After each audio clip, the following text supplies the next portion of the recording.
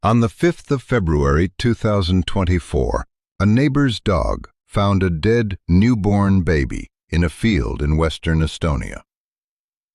The infant's mother was at work, just kilometers away at the family business.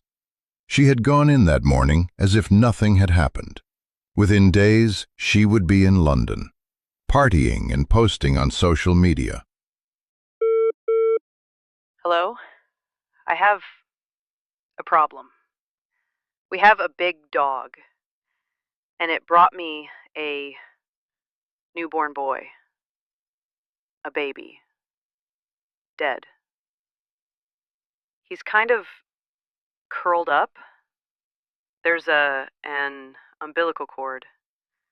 His head is all wrinkled, like babies usually are. He's got darker hair. His arms are together, like this, and we don't even have a cemetery nearby. So where could he have been taken from? Nobody has reported a baby stolen or missing.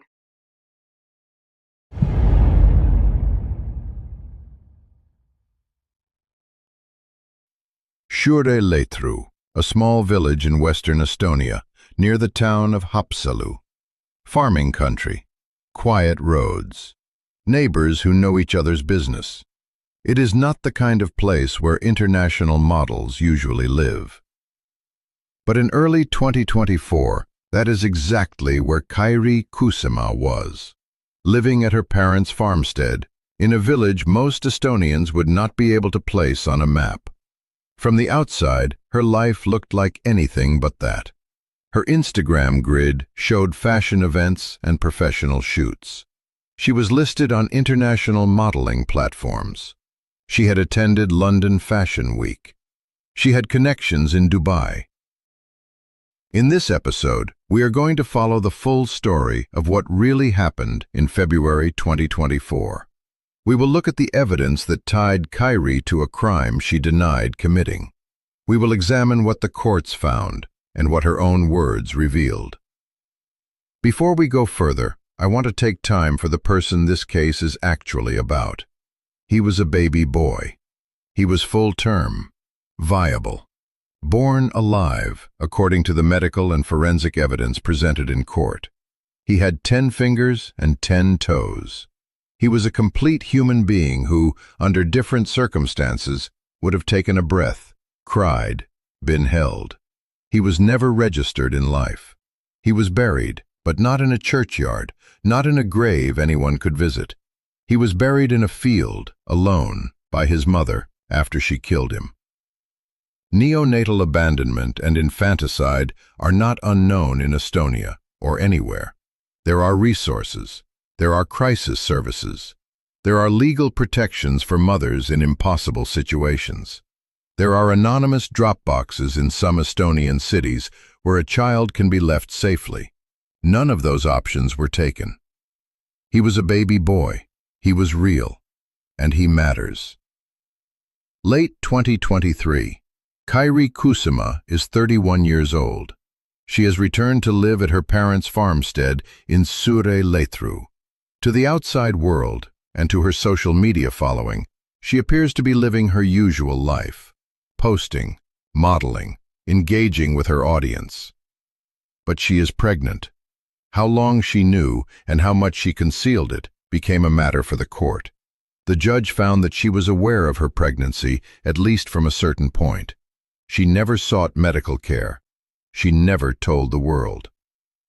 At some point in the early days of February 2024, Kairi Kuusama goes into labor, alone, at the family farmstead. She gives birth, without medical assistance, to a full-term baby boy. The prosecution laid out the sequence precisely. She blocked his airway. She tore the umbilical cord from the placenta. The baby suffered respiratory failure. He bled. Forensic examination later confirmed that the infant was born alive, full-term, viable. The examination also documented superficial injuries to the baby's head, body, legs, and arms. The baby was buried, not in a coffin, not in a cemetery, in a field near the farmstead, wrapped in a plastic bag. covered with soil, alone. The next morning, the morning of February 5th, 2024, Kairi Kusama got up, and she went to work at the family business, as if nothing had happened. Later that morning, a neighbor's dog left the yard. He found the burial site in the field. He dug, and he came back with something he should never have found.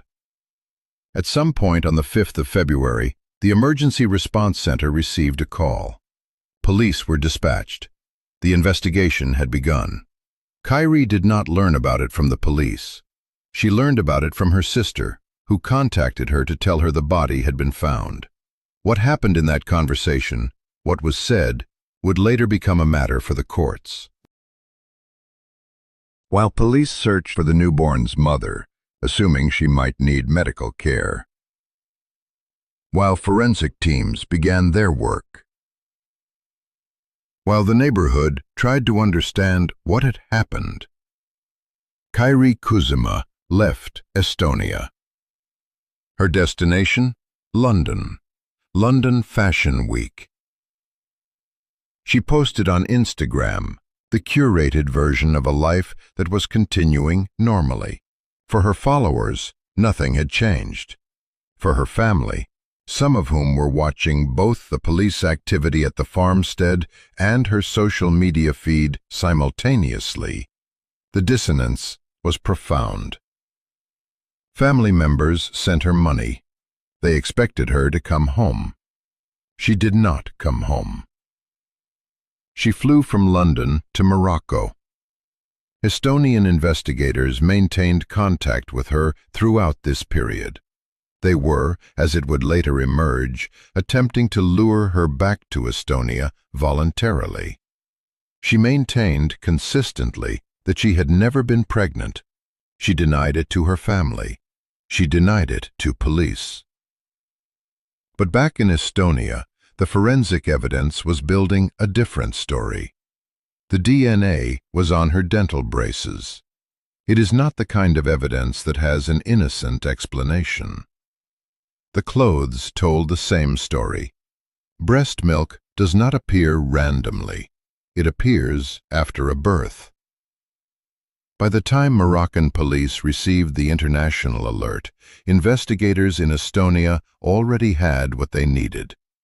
On the 9th of March, 2024, 33 days after the body was found by a neighbor's dog, Kairi Kusama was arrested in Morocco. She was not quiet about it. In phone conversations after her arrest, she described her situation with striking pragmatism. She noted, correctly, that under Moroccan law, she could face a murder charge carrying life imprisonment if Morocco declined to extradite her to Estonia. She was acutely aware of what was at stake. Morocco agreed to extradite her.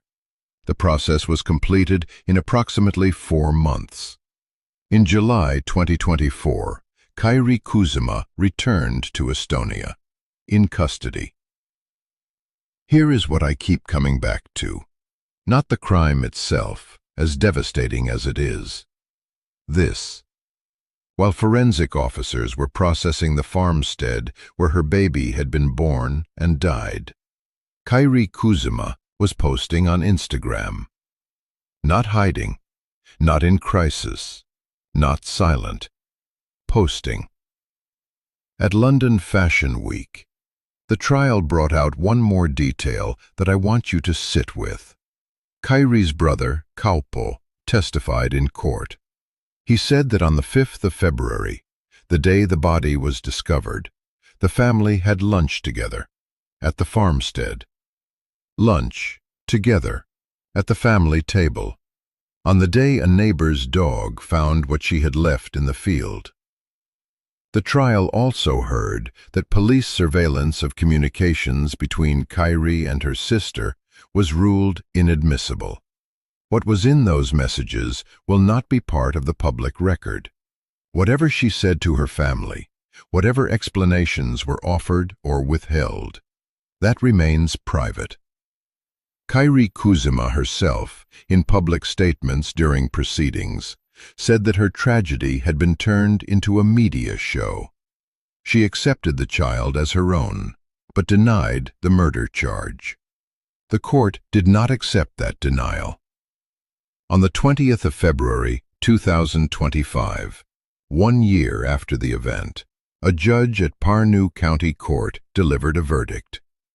Guilty. The sentence? 3 years and 9 months in prison, running retroactively from the date of her arrest in Morocco, March 9, 2024. The prosecution had sought 4 years. She appealed.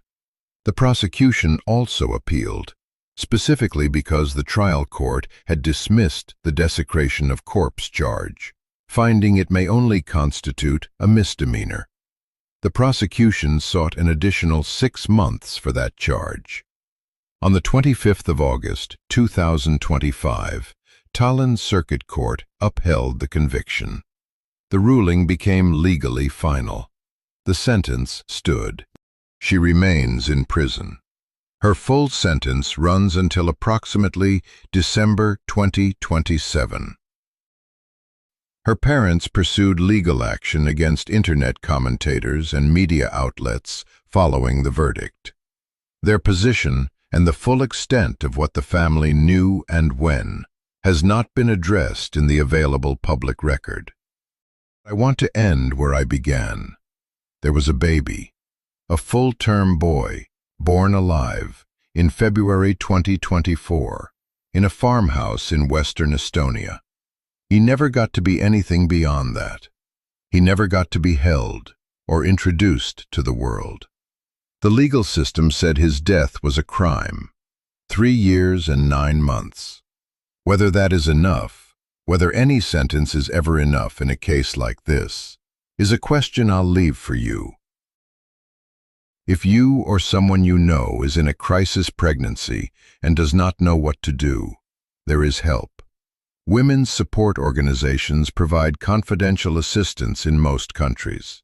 There are safer options. There are people who will help, not judge. Every child deserves more than this baby got.